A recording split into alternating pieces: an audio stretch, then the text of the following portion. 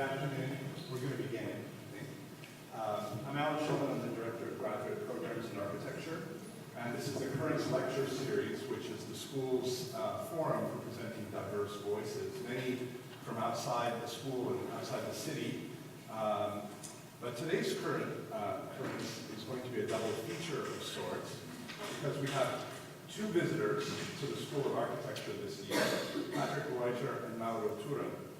And there's not a twist to this, which the two of them represent a kind of like a Swiss wave here at the School of Architecture, with a kind of renewed emphasis on concrete and steel and model building. So quite exciting. I'm going to introduce both of them up front. And then Patrick will present first, and then Mauro will follow. I hope you'll stay for both parts. So let me do a quick introduction to both architects. Patrick Reuter is a practicing architect and founder of Patrick Reuter Architecture in Basel, Switzerland. He holds a Master of Science in Architecture from the Swiss Federal Institute of Technology in Zurich, which is the UTA. He has worked as an intern for the Atelier Jean Nouvel in Paris, and as an architect for Reuter Rocha in Buenos Aires and Christian Gantenbein in Basel.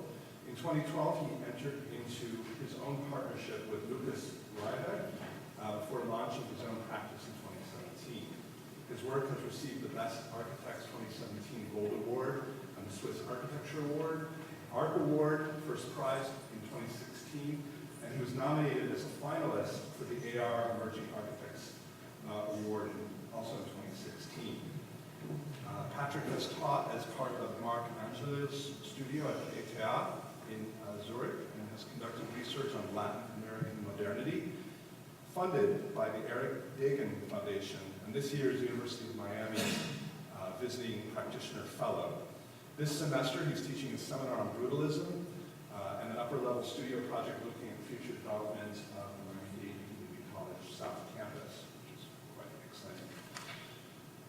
Mauro Turin leads the Swiss-based practice Mauro Turin Architect in Lausanne, Switzerland.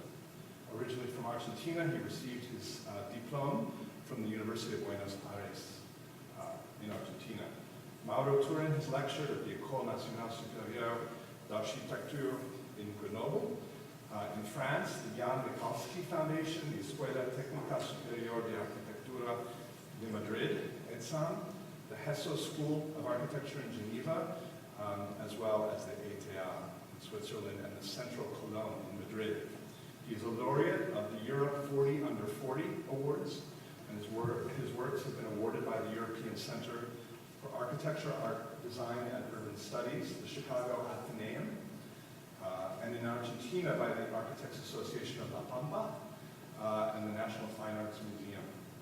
His projects have been widely exhibited and published in journals in Germany, Holland, Italy, Switzerland, Turkey, Argentina, Ecuador, Thailand, and Taiwan.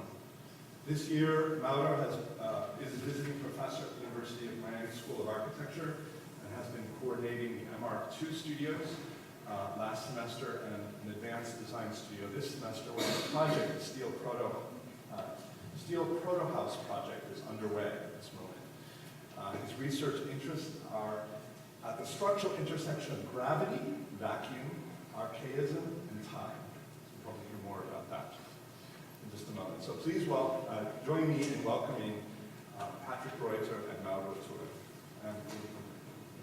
Thanks.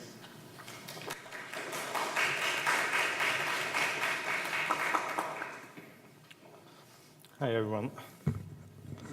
Dear friends, dear colleagues, and dear students. Thank you for inviting me for tonight for this Coherence series lecture. But also thank you for inviting me to the School of Architecture as your fellow. It's an exciting time at the school, at the campus, and in Miami. The title of my lecture is Design is to Give Presence. Thereby I will focus on the question of presence in architecture, a debate that inevitably comes to expression in architecture, design, and thinking.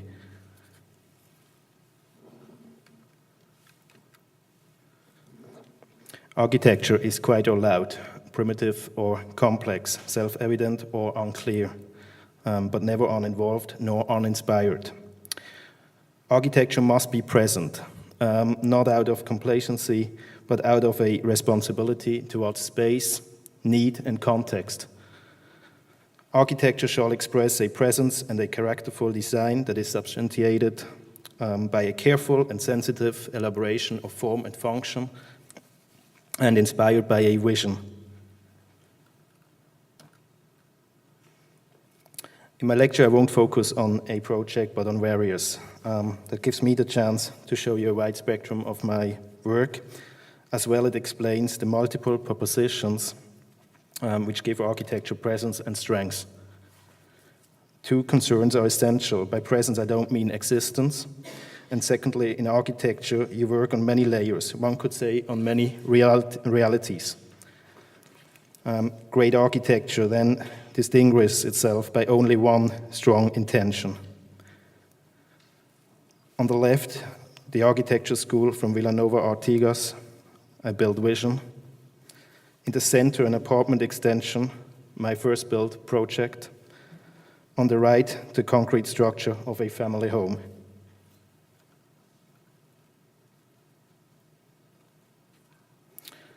Following, you see a list of projects.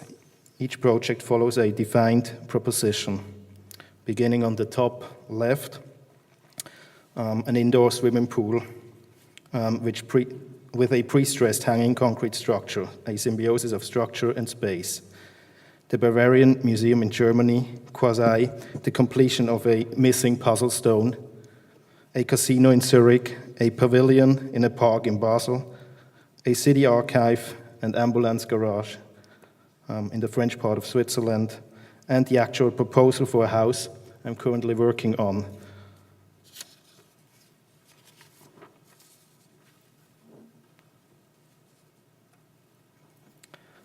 A vision gives presence to architecture.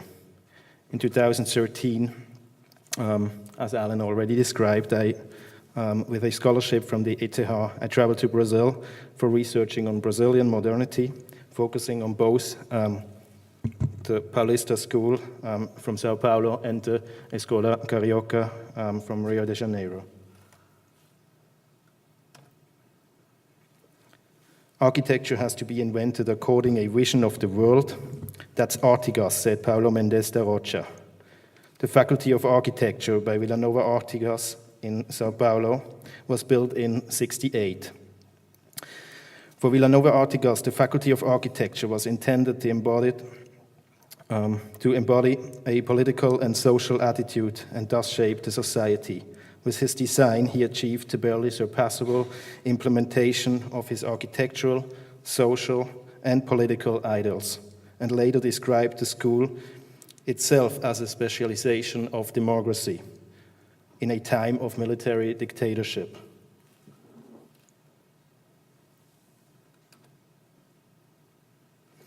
An abstracted form and frame of an ideology.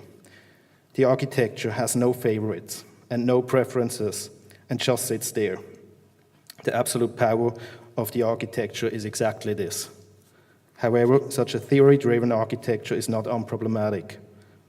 The school's strong and reduced form and indiscriminate exposure makes it to an advanced work for users, for us, for reading and understanding.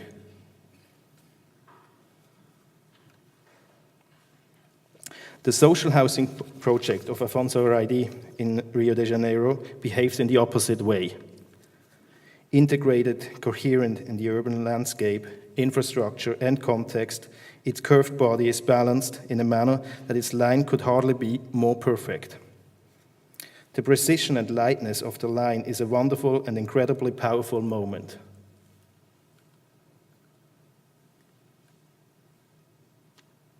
The city of Brasilia, on the other hand, shows that great ideas also fail. A drawing board city for a better and reform-oriented world in the middle of nowhere, planned by Luicio Costa and Oscar Niemeyer in the 1960s. Arrived in Brasilia, you feel out of place due to the sheer scale of buildings and streets, A main street with a green strip in the middle measures almost 1 kilometer wide. Along many ministries and palaces are lined up. Individual buildings are impressive, but even the most valuable architecture can hide failure of urban planning. Incidentally, the fact that the city does not function as a city can be seen from urban development. For 5 decades, new satellite cities around Brasilia have been growing. More people, where people live and social exchange takes place. There are the true and real places.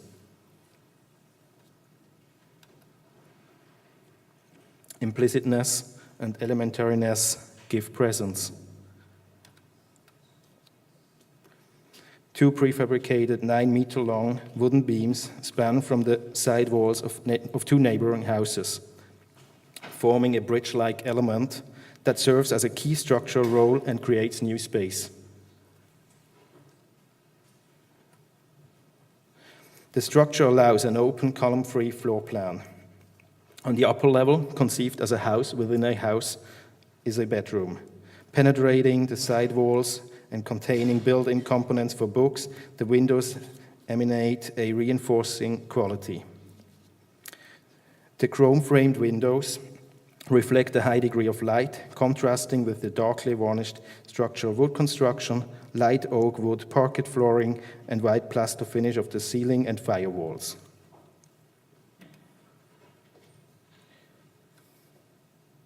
Presence by completing a city fragment.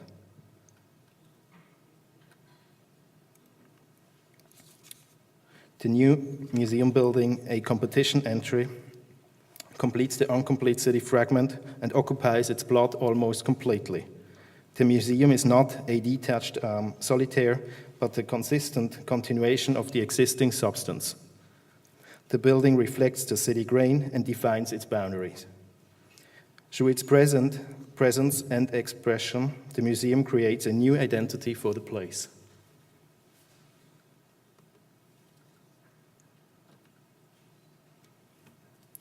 The museum is organized around a central courtyard.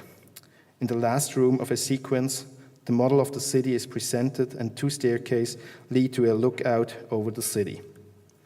The 2 opposing staircases point out various important themes of Bavarian culture and history. For example, the staircase and its up and down movement is understood as a place of permanent change. Or point out that the same goal can be reached across different origins and paths, and thus stands for cosmopolitanism of Bavarian culture.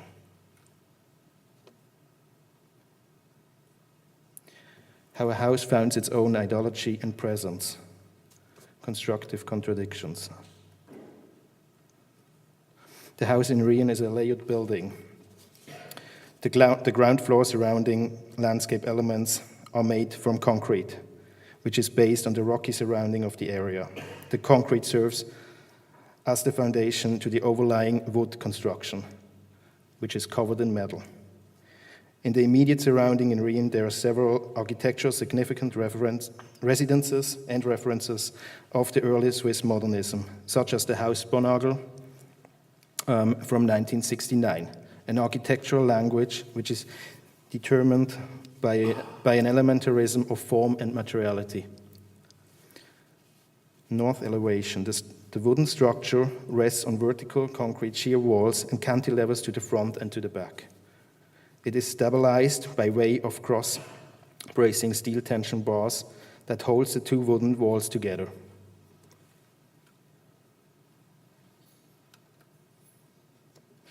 Three concrete walls are embedded in the landscape and create a courtyard on the back of the home, of the building, for reasons of light and spatial orientation. Each wall contains a subject: pool, carport, and summer kitchen. East elevation. The ceiling on the ground floor is hung by way of tension rods attached to the transversal steel roof beam, which is seen on the very top of the building.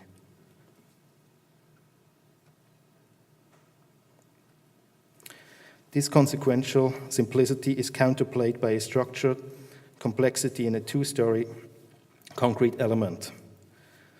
Thus, the concrete construction on the ground level and the wooden construction on the upper level interlock at two key junctions. As a cohesive consequence, the elements water and fire are surrounded by concrete.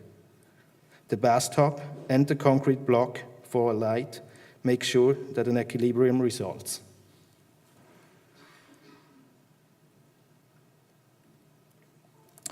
What emerges is a static balancing act that unleashes an energetic, expansive sense of space and engenders an architectural language rich in associations.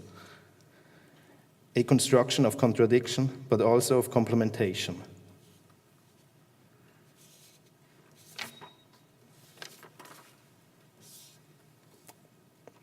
Give presence by reflection and intersection of its context.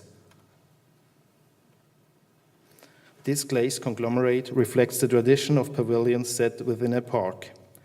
By means of reflections, intersections, and penetrations, the project interlocks with its context and becomes an almost natural part of it. During the daytime, the filigree glassed facade of the single volumes mirror the surrounding. At night, the impression is reversed by revealing the vivid interior urbanity to the outside. This strategy generates a strong spatial diversity to the outside and to the inside. Give presence through showing exactly the inner reality and absorbing the context. Pragmatism.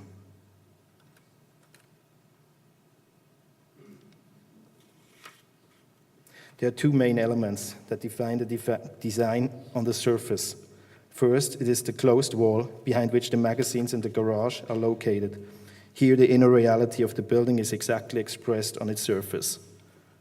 On the other hand, it is the square, gridded facade on the head structures, which is a direct adaptation of the modernist surrounding, the architecture of Max Schlupp.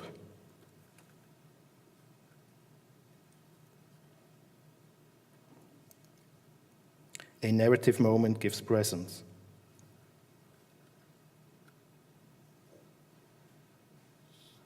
The project I'm currently working on is a reduced and pragmatic building, which transports an image. Still, the loads are merged central, instead of vertically in the corners, and thus create a static momentum line. As a result, the rooms open northeast and southeast, towards a park and a garden.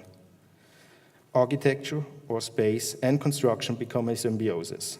The curve, which contains a stair to the roof garden, formally reflects Brazilian modernism.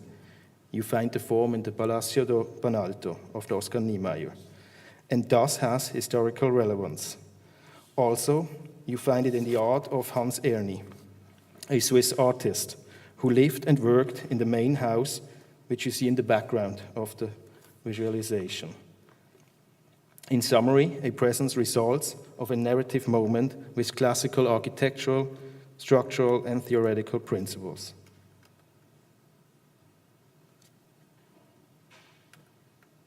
Structure gives presence, architecture as structure. As most of you know, I'm pleased some students are here. The Miami-Dade College South Campus is the site of our semester. A concrete presence, a architecture of valuation of material as found, a architecture with a clear exhibition of structure, honest, right, and memorable. A great architecture that is conceptual and image-making. I'm looking forward that we achieve a lot of exciting projects, which we can show in 2 weeks. Thank you very much.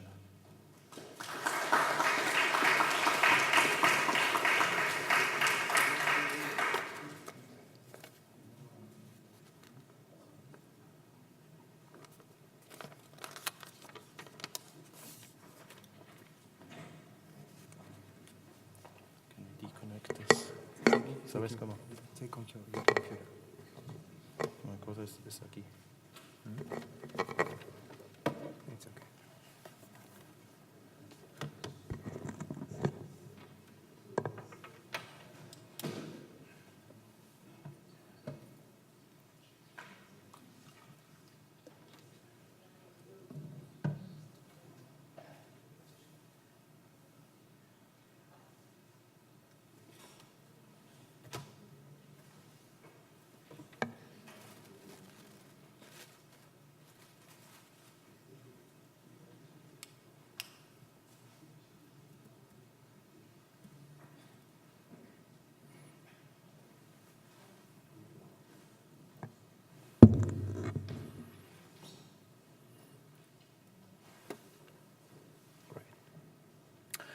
Okay, thank you very much, Alan, for the introduction. And thank you, Dean, for proposing that I present this lecture as well. And also I would like to thank Sheila Santana for her great work of edition she made. So before beginning with the lecture, I would like to comment on two key points. The first point is that architecture, I will speak about architecture, but from another point of view than that one traditionally approach in the discipline of architecture. I will follow the framework that I use when approaching my own professional and academic practices. But why will I speak about concepts and things that seemingly do not have to do with architecture? Because it is only in appearance that these concepts and things are not related with architecture. As a matter of fact, these concepts and things are extremely useful as the basis for making architecture, from the moment that these concepts and things help us to think, to reflect, to ponder. Because I consider that in order to speak about architecture and to make good architecture, first we have to think. Then we have to think differently. And finally, we have to think personally, individually. That means that we have to think with a personal record. So the lecture is articulated in three parts. In the first part, I will share with you my comprehension on what architecture really is, what architecture represents for individuals who, for most part, may lack consciousness of the position that architecture occupies in their lives. In the second part, I will articulate a basic ontology of life that is directly related to architecture. And finally, in the third part, I will expose my interests, obsessions, and work, which are in direct alignment with my conception of architecture and life. The second point is that this lecture will encourage you to improve your senses other than sight. You are going to need to listen in particular, and very attentively, but also it will require that you imagine touching with your eyes more than seeing. Okay, now I think we can begin with the lecture. Since the moment the first man found a refuge in a cavern, human beings have positioned themselves spatially and temporally in the world through architecture. Through architecture, human beings reach an understanding of the world from outside their own present. The built environment allows human beings to position and to refer themselves to time, be it the past time, the present, or the future. What is built also allows human beings to position and to refer themselves to space, in spaces that surround them, spaces that can belong to the past, to the present, or to the still not reached future as well. What I'm saying, what I want you to understand is the space-temporal reference that gives human beings the possibility to understand who they are and what they do in the world is architecture. Understanding clearly that the other temporal reference are the human beings themselves. Bear in mind that from the foundational cavern to present day, shelter, the significance of the house of refuge for man, as a site that offers protection and security, is what allows man to understand himself in the world, as it is framed within the limits of a determined space in a determinable length of time. Therefore, the cavern is the first architecture allowing man the opportunity to position himself in one precise space, in one precise time, at that moment in his evolution when man is still stationary. But later in the evolution, man began to move. First, pushed for survival reasons linked to climate and food, and later motivated by the ambition to conquer new lands, but also by the ambition to conquer distant market, with which to enrich himself. But suddenly, in one moment, man begins to move, but for a different reason, with a purpose that is not related to trade or territorial expansion. In this moment of evolution, in this moment of history, with the eruption of the humanism in the 15th century, man began to understand the self within the context of times and spaces not of his own. From this moment on, man no longer moves with colonialist or mercantilist purposes, as I said, but with the purpose of looking for answers to a new system of beliefs and sensibilities that grab and position himself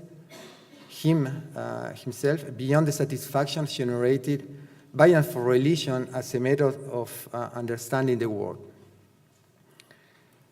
And at this precise moment in time, man is moved by an interior necessity, the need to know the world. And why does man need to know the world now and not before? The answer is because for the first time in history, he recognizes himself as an independent thinking entity. Because for the first time in history, he recognizes himself as an independent thinking entity. And at that moment, when man recognizes the self for the first time, in experiencing a mindfulness of the self, is that he recognizes his dasein, his being in the world. He wants to be in the world. And when man understands that he exists into the world, he wants to understand this world. And from that moment until today, one of the favorite activities of women and men is to discover new cultures, new places and new cities, but also to rediscover them. They like to return to the cities, places, and cultures that they have already visited. And then now I think we can wonder about the reasons for this predilection. In deep consideration of and response to this tendency of women and men to visit places, cities, and cultures, I found that when placed in spaces and times other than their own, women and men are able to confront and to compare their dasein, their being in the world, and in consequence, their own speciality and temporality with the infinitely vaster speciality and temporality of the world that surrounds them.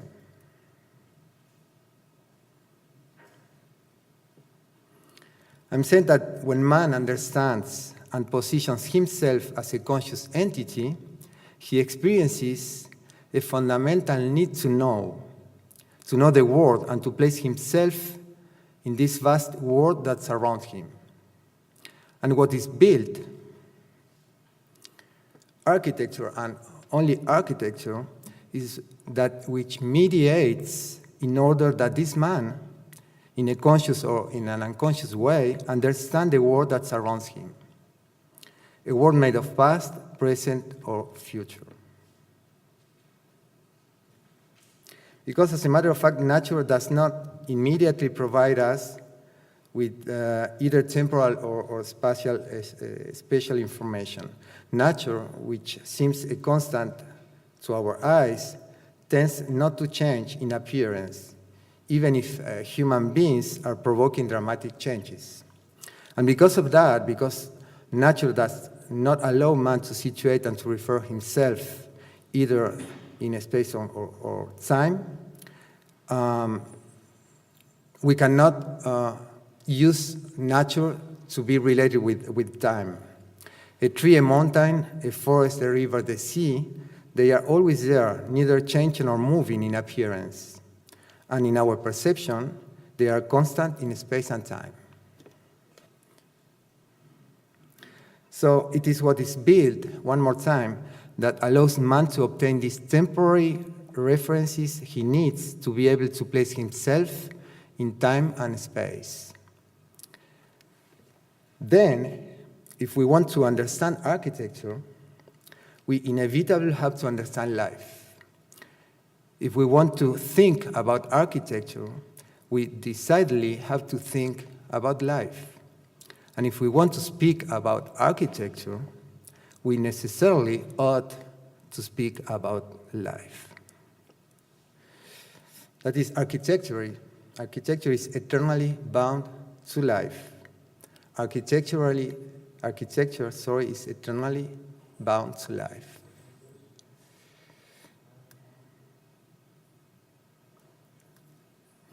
Well, this segment of my lecture, even if it's definitely related with what I have said till now and what I will say after, is mainly directed to the youngest portion of this audience. It is particularly pointed to you students being here today.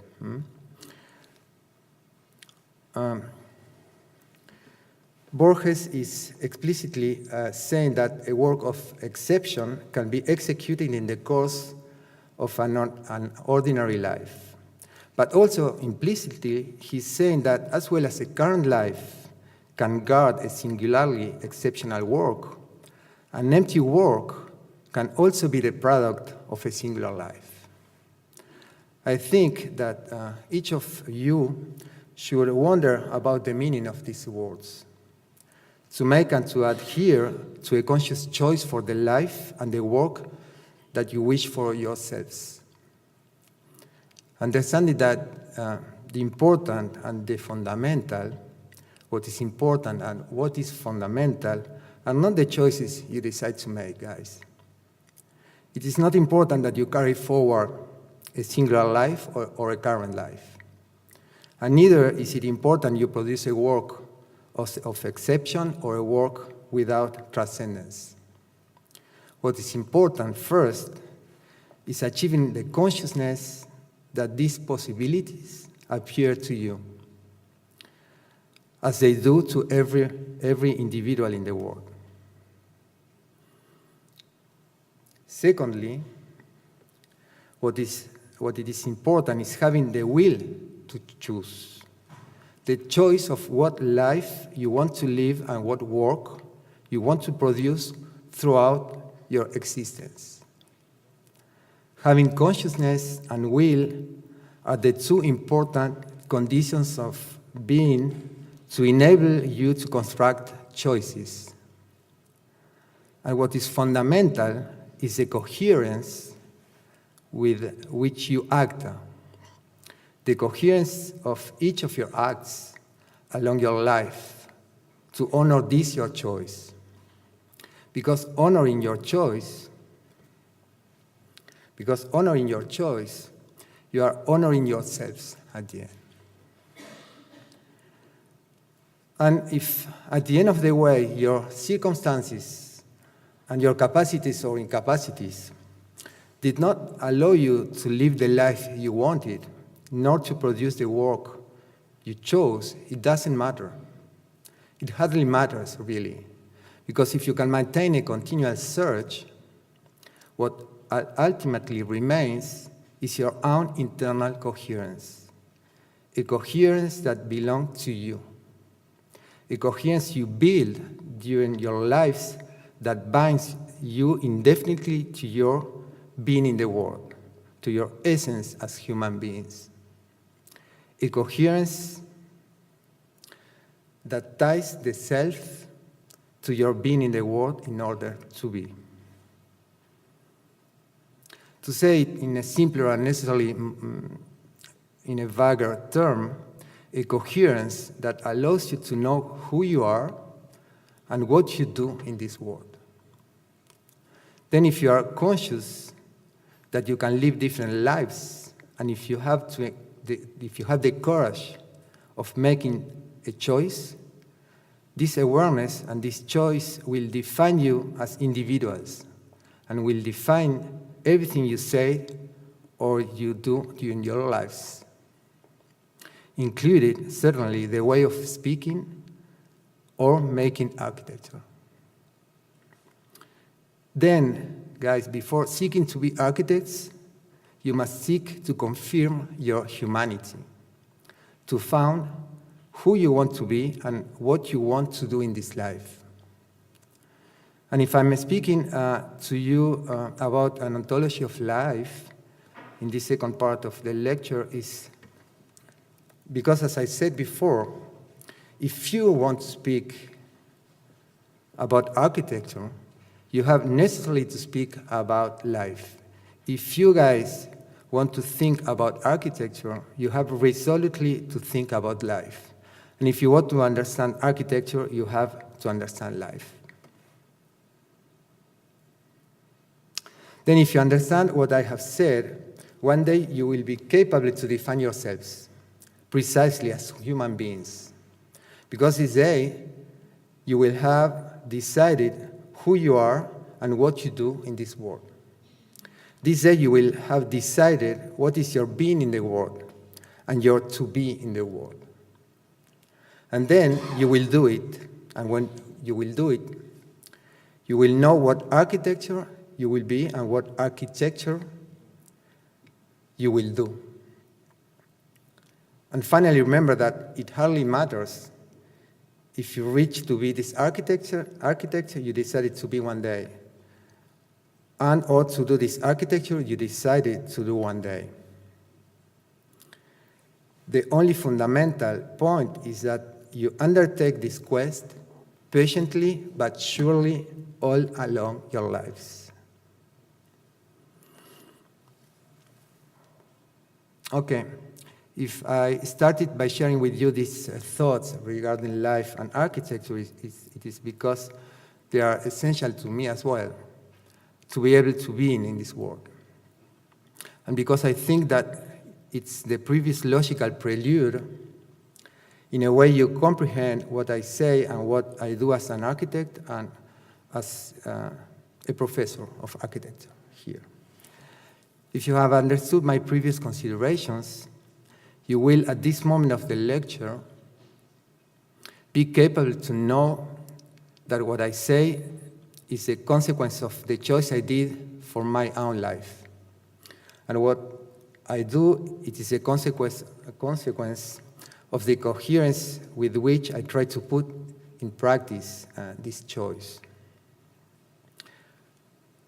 So in this sense, what I am and what I do are not two separated entities. They are an alone and unique figure. My work is not separated from my being in the world and from my to be in the world. Finally, I am what I do, and I do what I am. And because of that last, if I want to explain my work, I have to explain my being in the world.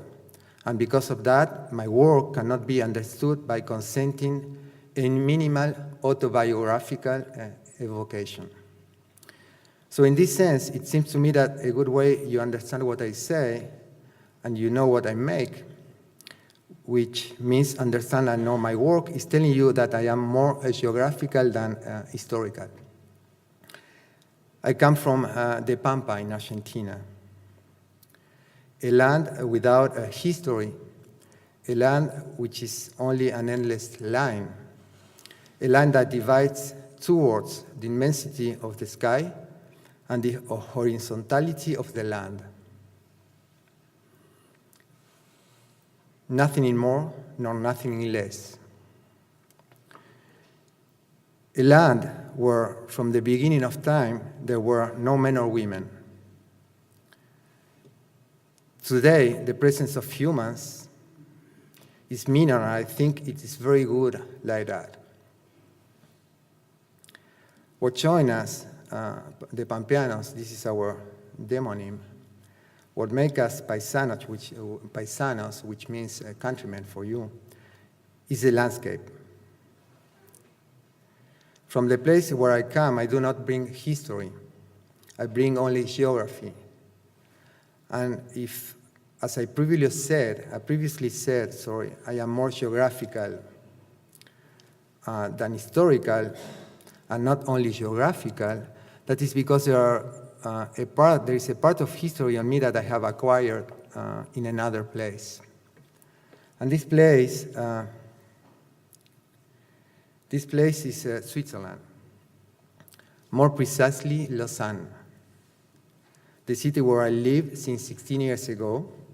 And since 16 years ago, I fill out my original lack of history with the cultural and social specificities of Switzerland, making them an integral part of my life, and consequently of my architectural thought. Therefore, I myself, as well as my work, are defined by Argentina and by Switzerland.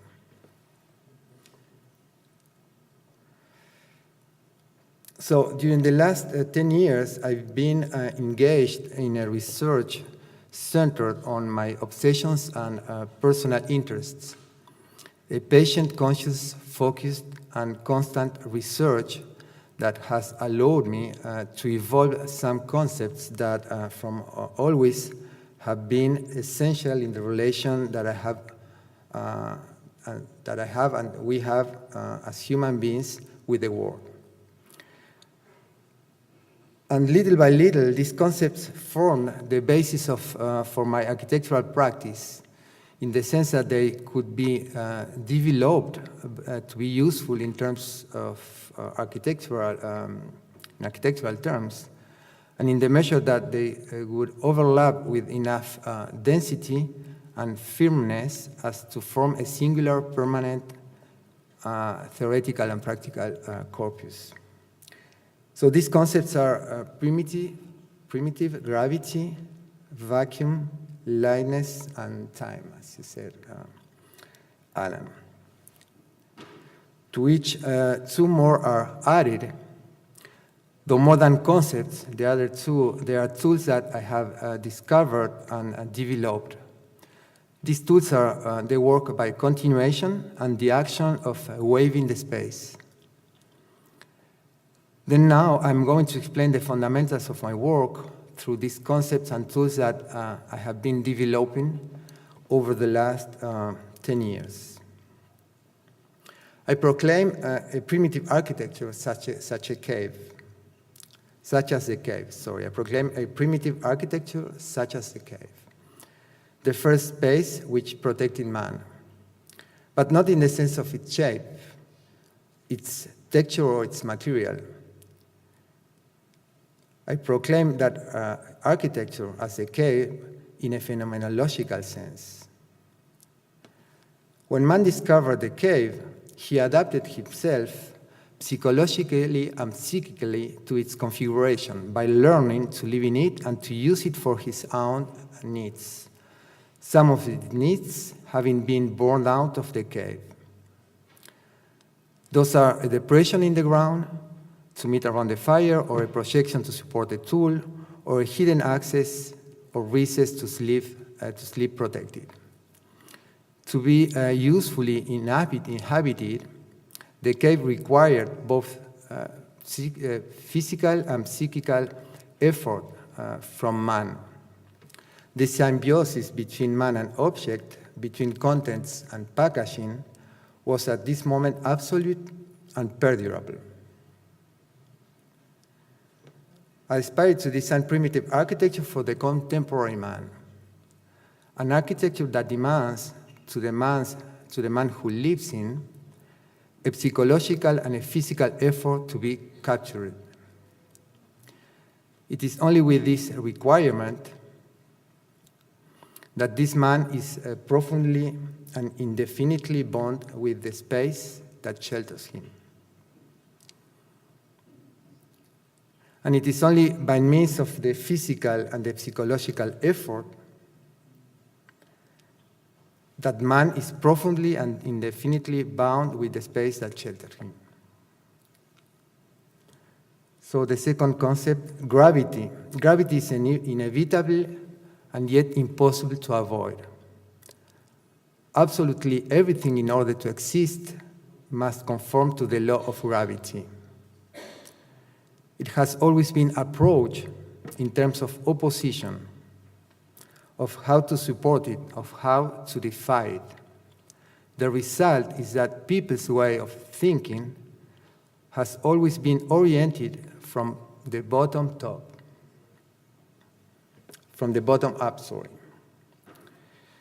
From my part, I do not oppose to gravity, but I recognize it. My way of thinking is oriented from top to bottom.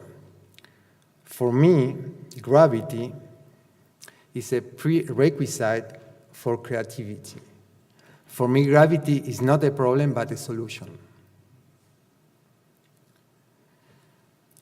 What is, to me, subjacent, essential, and constant is that I think in terms of co-managed support and not in terms of opposition. That is the reason why I consider that I draw gravity.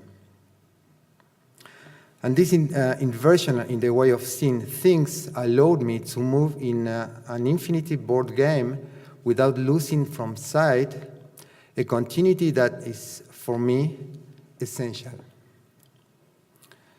This inversion of the thought from top to bottom can be explained with the image of the three Lankan fishermen. They are on improbable balance but do not fall. Traditional thought suggests that they have found a successful solution to the challenges of gravity to the stiffness of the post, which is deeply buried, and because they are well attached to this post. For me, the question of gravity lies first in the most extreme point of the fisherman cane. The strength of the sea is conducted through the fishing line from the extreme point of the cane, passing through its length and up through the fisherman's wrist. I don't have nothing to point it, but you can imagine, okay? Then, according to the movements of his wrist, his arm responds to redistribute the load that it receives. That response is accepted and redistributed by his shoulder blade, and then by his shoulder, which is in turn transferred to the pelvis, which activates his legs that will make his feet work against the post. The post finally will receive this discharge of energy while barely moving, because all the effort was made before, beginning with the visibility, fragility of the fishing thread. I call this understanding of things continuation. Vacuum. The origin of this concept stems from Oteiza, who says that space can be occupied or unoccupied. However, an occupied space is not a vacuum.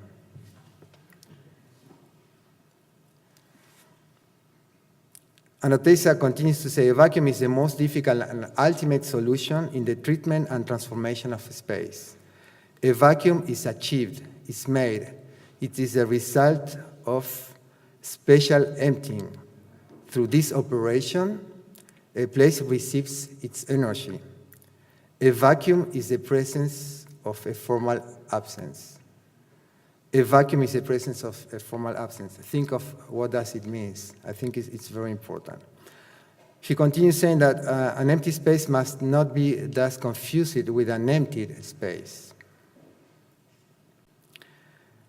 In an empty space, the presence of the formal absence is the energy that can be perceived in a phenomenological dimension tied to the intimate individual experience.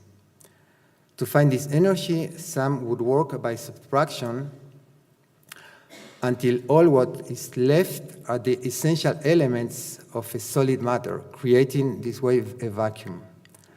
From my part, I think that I can achieve vacuum not by subtraction, but precisely by continuation, the concept I evoked previously. This new concept, working by continuation, has allowed me to evolve towards what I call waving the space. The waving of the space, sorry guys, you are talking since I started. Could you please get out? Thank you. You are disturbing me, sorry. The waving of space starts to make sense since I link continuation with gravity. Through continuation, my intention can be summed up to sketch in the air one of the multiple paths the gravity is likely to follow to the ground. And it is by giving shape to each project, to one of the multitude of possible ways that gravity can take, that I wave the unoccupied space until I obtain empty spaces. And those empty spaces that are infinite, because infinite are the ways that gravity can reach to the ground, could in each instance take different shapes.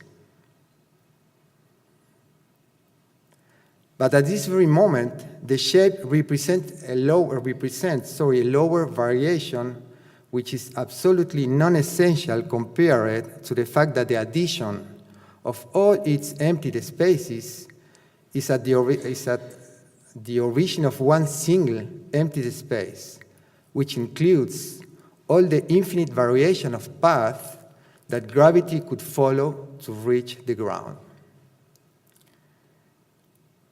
These empty spaces can be considered as vacuums from the moment that they contain in their essence filled spaces.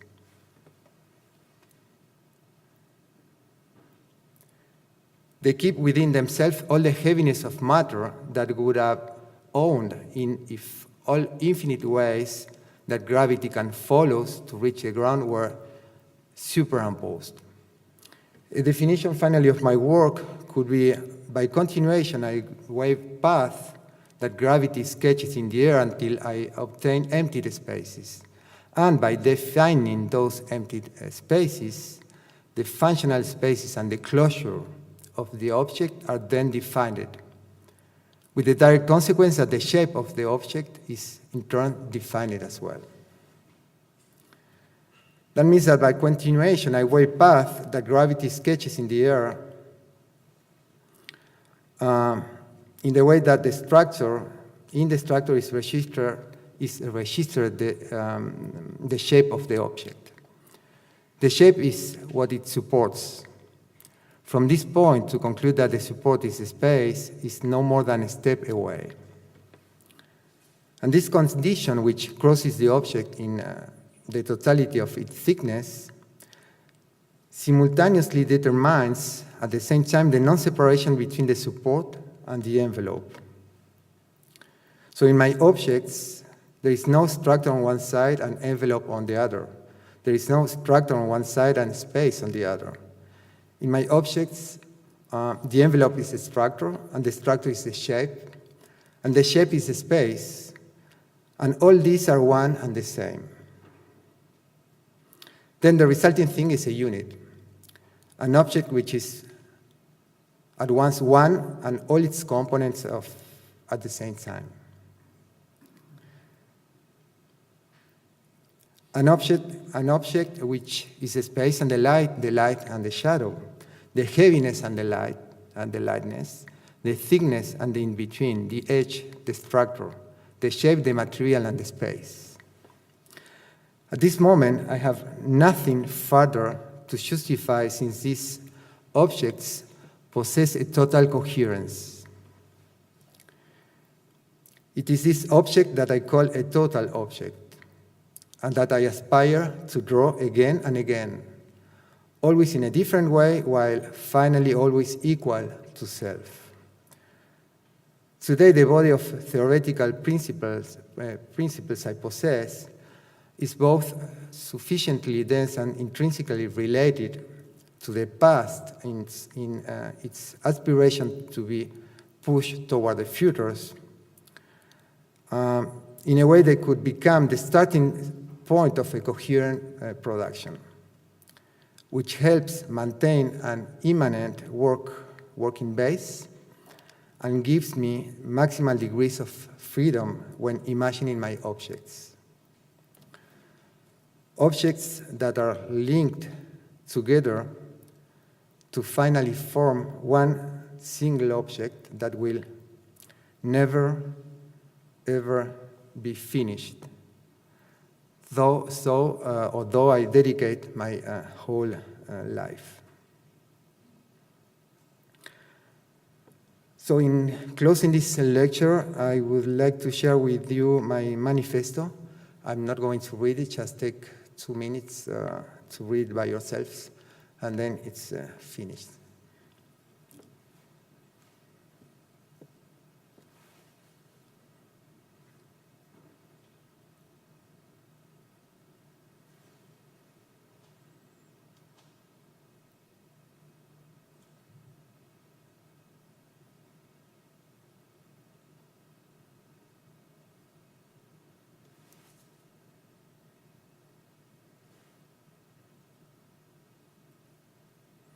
Okay, thank you very much.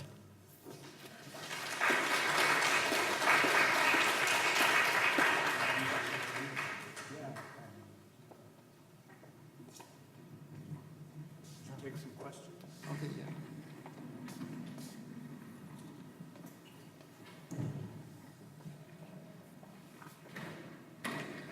Are there any questions?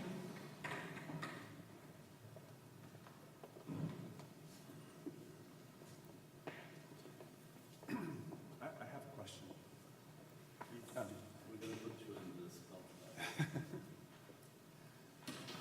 You know, I think one interesting thing about one interesting aspect of both of these presentations is that you imbue your work with total philosophy, kind of intentionality that comes from thinking about process and about the objectives, long-term and career-wide objectives of your project. So I'm just wondering, are these ideas things that you began with before you, let's say, began your professional career? Are these things that develop with your projects? Or is this just a retrospective, is this where you're at right now? You're thinking about your projects. In other words, at what moment is the intentionality of your process and your the overall direction of your work established? Okay. Well, it's quite clear what you, Alan, have said, and in that sense, it's because of that that I made this kind of ontology of life to you students, because it took me like 10, 12 years of searching before I start to find something. And then it took me 10 more years to develop what I have showed here today. So it's a long way. It's a marathon. And because of that, I was trying to give you some key points to let you know that it's not from one moment to the other, from one day to the other, that you are going to define first who you are and what you are doing in this world, and then by definition or by consequence, your architecture. It takes a lot of time. In my case, again, I was searching for 10 years, and then once I realized that I had something, I start to consciously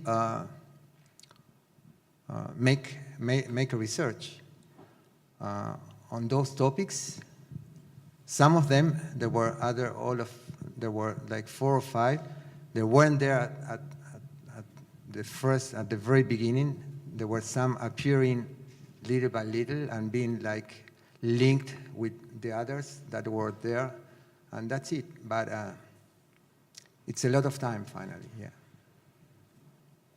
Maybe I add one comment to this. It's obvious it's a process, and you get more and more secure with your design, with your architecture, I believe. But still, in my work, what I try to show and explain is that I work a lot with context. And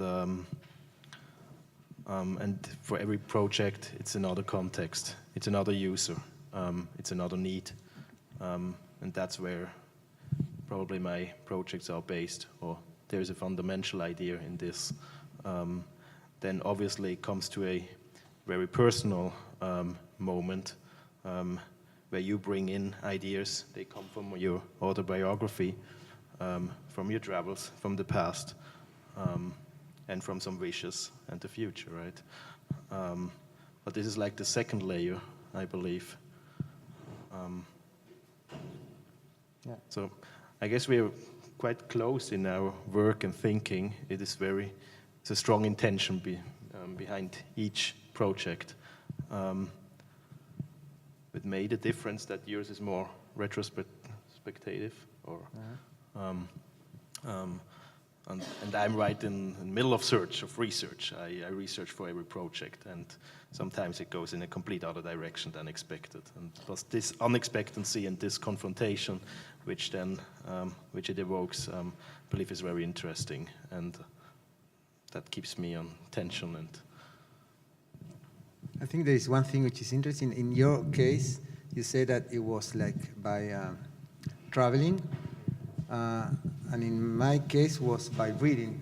I think reading it's fundamental, but surely traveling is fundamental. I was talking about that as well, about the fact that at one moment in time, we human beings had the necessity to know the world. And I was talking why we needed that, and why we need today that. And it's because finally architecture is the only thing letting us to refer ourselves to the space and the time. So this is the real value of architecture. The isolated object in architecture doesn't have any sense for me. The only real value of architecture is when one object, or when a city, an entire city, or when some architectural piece is finally giving us a kind of temporarily and special position in this world. And that's very important. Yeah. Yes, thank you very much. I think it was interesting to have almost the structure of your presentation quite parallel, in terms of analyzing the work by teams and ideas. So there are parallels between the two of you in a way. What strikes me is that in Patrick's case, materiality, i.e. concrete, in most of the examples that you have presented, either as interest of your research, but also personal work. Concrete was a major aspect, so I would say materiality was quite strong or quite present in the lecture. In the case of Mauro, you barely mentioned it in a way, even though at the end, a lot of your work, even in those relatively short survey of images, a lot of your work speaks a lot, to me this is personal, I think the work speaks more about materiality than about space to some extent, or at least it speaks equally about materiality than about space. And most of your analytical process has been more about space rather than materiality. For instance, I read a lot of concrete in many of those drawings. So I wanted to know how you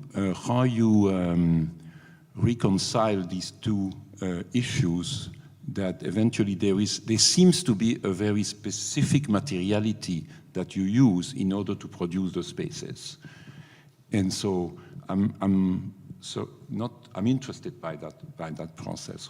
These are not masonry buildings. These are not wood buildings. They're definitely structural buildings in a way. And so, how do you position yourself on that question, both of you? In my work, it's my most contemporary. I work a lot with concrete, but it's not at all the only material I'm interested work with. I believe steel and wood is the same interesting. And in the house I showed, there I used both or all three materials. It made sense that the upper level or body or volume is light, and therefore we choose actually primarily steel, and then we changed to wood, since wood has a lot of since we could use wood as a shell. You can't build with steel in Switzerland, most likely, because climatechnically it's impossible. You would double the steel, which then makes no sense. So we decided just build it in wood, and we show, or I show, I believe, always the material as it is, and I bring it together and combine it as it meant to be combined. And that is different with wood, it's different with steel, and it's different with concrete. I work a lot with material. I believe it's, and a lot with models. I believe it's very important. And it got a very specific expression and sense for space once you know what you do with each material and what you can achieve and what not. So in my work, material as a subject is very important. The same then it is context, right? So we build in a specific context, and we build with a specific material, with a specific history or autobiography, with a specific user, and all these subjects are implemented in the design process, I believe. I guess not implementing this would be ignorant, and I guess ignorance is a big risk when it comes to architecture. So if something is just, maybe in this house I showed with this complex concrete structure, which I believe gives a very specific presence for its architecture, but it stays very for itself. If it wouldn't be embedded that much in this environment, and it wouldn't be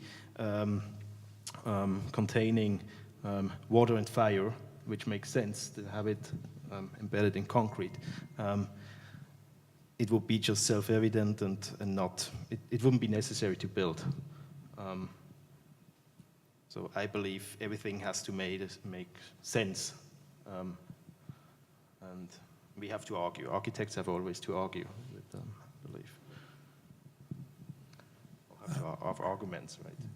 So in my case, for me, let's say that material is a consequence of, and it's a choice, but it's more a consequence, I would say, related with a scale. I mean, scale of the site, the pertinence of what material used in a site, in one or in another site. So if you remember, I showed many buildings. I have like families. I have buildings made of concrete. I have buildings made of steel. And there were, I think, I remember the Museum of Bavarian History, which is the same competition he made. That project was made in wood. So finally, for me, the material should be in relation with the place, with the pertinence again of the use of one kind of material, and it's related with gravity. When I said scale is gravity, I mean we cannot make a beam of one determined length in wood or in steel or in concrete with the same dimension or section. And this is directly related to what I'm looking in each of my projects. So for me, material is important at this sense, but it's not the core of my work. The core of my work is, as I said, those four elements I consider are very important. I mean, gravity, all of us, we have to deal with gravity all the time, every day. And finally, instead of, for example, in my case, instead of work by addition or subtraction, which are two canonical ways of making architecture. What I was trying to explain is that I work by continuation. If you remember the fisherman, what happened is that I realized that we can just define the ways of gravity is descending is reaching the ground. And by defining those infinite possible paths, we can create spaces. So this is what I try to make in each project. Okay. But it's interesting that both of you showed an image where there is a very delicate balance, right? Was it the forks? Was it both in yours, or did you have one too? I had the Fischli Weiss reference of the fact that I equilibrium. can't remember who showed what is indicative of this alignment, and I think I have to agree with Jean-François. Where is he? Oh, he's here. So that I find the pairing very interesting. Also, but since it was my idea to pair you, now I'm trying to find a justification because you resisted it, and also I had my doubts because it may have seemed arbitrary or stereotyping. Oh, these are two guys from Switzerland, let's put them together, or... I think it was a very good idea at the end. But now I feel vindicated because my intuition was right, because the pairing is very interesting, because you are working with similar problems, but it's almost like you are representing for me the dialectic, the tension within that discourse, which is a discourse on tectonics and structural systems, because that has always been, that tension that you represent has always been built into that discourse. And let me clarify what I mean. For instance, when we talk about tectonics, let's say Kenneth Frampton, it may mean that it is about, the phenomena of structure, it's about the self-evident truth of laying bare structure and kind of an unmediated approach to architecture where everything is laid bare and becomes self-evident. So that's one understanding which I associated with Kenneth Frampton and phenomenology. Another one, diametrically opposed, and is actually closer to the original definition of tectonics in German theoretical discourse, speaks of tectonics as more like a rhetorical system. For instance, they talk about the antithesis in the Greek column that somehow through empathy explains to you how the column is holding the roof, but actually it's a lie. It doesn't have to bulge. It's a rhetorical device that allows you to create a story, and in this case, through empathy, communicate something about structure, but it is a lie, it's rhetoric. So I think your approach to structure is rhetorical. You are dealing with systems of representations, narratives. You are dealing with atmosphere. And I think you are closer to the Kenneth Frampton camp, where actually a building is a diagram of how it works structurally, and where everything is laid bare, like becoming almost like a demonstration, even when it's very sophisticated, like complex, and how things are holding up. The building explains to you and this is why you like concrete, because it's the kind of a true material, and this is why the modernists, the brutalists liked it, because it has this kind of nakedness. So I think this is very interesting to see that dialectic that is always built into that discourse, to see it very beautifully actually demonstrated in the work, which really converges on so many issues, but also departs dramatically in different directions. in the way you understand structure. I believe you explained it very. I can explain it better, but yeah, I believe there's a lot of parallels in our work when it comes to structure and probably space. But still, we have a very different approach, I believe. I think I think finally they are arriving at at least one or many points of dialogue in one sense. The term, I would say that it's very interesting what you are saying, because I feel completely close to Kenneth Frampton's definition of tectonics, in the sense that it's finally, when I talk about the total object, in a sense that it's an object which the structure is the shape is the function. But and, in your case, let me give another analogy. For instance, the buttresses, the flying buttress in the Gothic cathedrals, like we know now that they don't perform any structural purpose. They're purely rhetorical. So they don't hold the building up, but actually they tell a story. They create a story about how the building is holding up to make you even understand more profoundly the problem of structure, but doesn't mean that they're actually performing a structural. I think this is how I see your work. Your work is not really pragmatic in the way the structure is deployed, but it's more rhetorical. It's like it's. From my point of view, it's kind of like this. It's very rhetorical and very scenographical. Right. And I think it's both, because there is no one element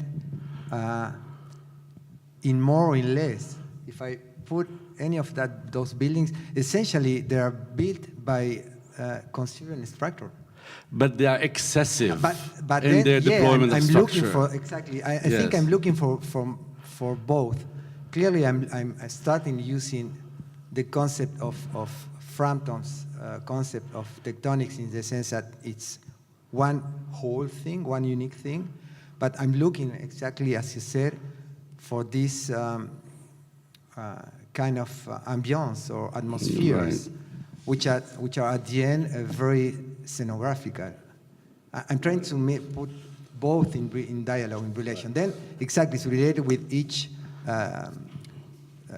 personal subjectivity or sensibility to feel close to one or those two things that I think are together in my work. And it's very interesting, because there is part of rhetoric. Right, and I don't mean like it's not a dichotomy. It's more like a dialectic, because it, like you said, it's always one is always part of the other, right? So. But what I want to add, and what I think is really important, you explained it. You explained a very general and very complete story of your projects, and a lot of projects are connected with each other, which I think is really interesting. On one hand, and on the other hand, it doesn't react so much with its context. A lot of projects are very stand for itself, stand for your story, stand for your intention, which is a strong vision, which may not always is successful. That is what woodwork, a lot of images I appreciate it a lot, and I see an immense quality in the architecture and space, but I see them often as standing for itself. And this is something what worries me, what would worry me as an architect. And there we have a very different intention, I believe, and a very different approach. And there is not a right or a bad, right? There's just a different approach. This is extremely interesting. But I think there it is interesting. Yeah. And what you mentioned, that one works I work with the material as it is, in a very pragmatic, reduced, and logical sense. There's nothing that is not right, or there shouldn't be nothing that is not right or not logical. or one cannot understand. On the other hand, you got this approach of, yeah, one could call it atmosphere, or I'm aware, I mean, I know about this pretty well, I'm aware what I do, but I'm not so much interested in Jean Nouvel explained it as objet singulier, or Gottfried Semper with the Kleid, right, Hülle, covering architecture. Or the whole Baroque Marinism is based on this idea. Right, but it's not what attracts me so much. Well, yes, you're right, because originally the discourse on tectonics was bound to this problem of frame and cladding. Yeah. Later, it became, and with Kenneth Frampton and others, became more about the kind of thing it's in itself, the nakedness, the unmediated object. So, but originally, I think it was bound to those problems of representation and language. I think this honesty and clearness is something that I search in a lot of projects that I try to achieve, additionally, then with as showed in the last project, with a transportation of an image of a narrative moment, which I think is important. That is not just functional and not just function and form, right? Any other questions? All right. Thank you. Most of our students are here, so Yeah. you've been This is your asking chance since the beginning of the term, or even though since the last term, so you can continue asking.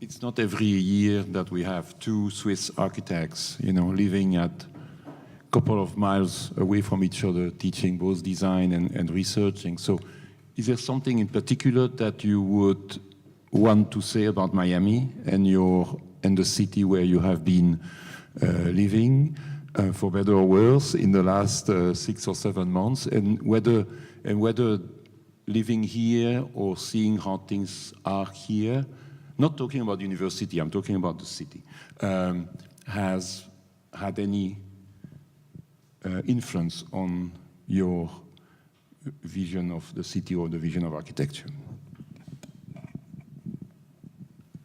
I mean, in my case, it's more or less, I guess, quite easy to respond.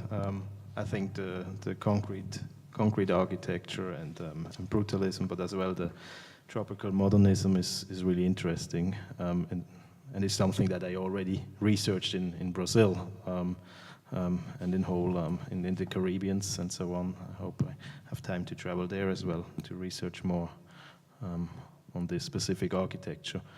And there again, I think what attracts me there is the simplicity and strength and presence of this architecture.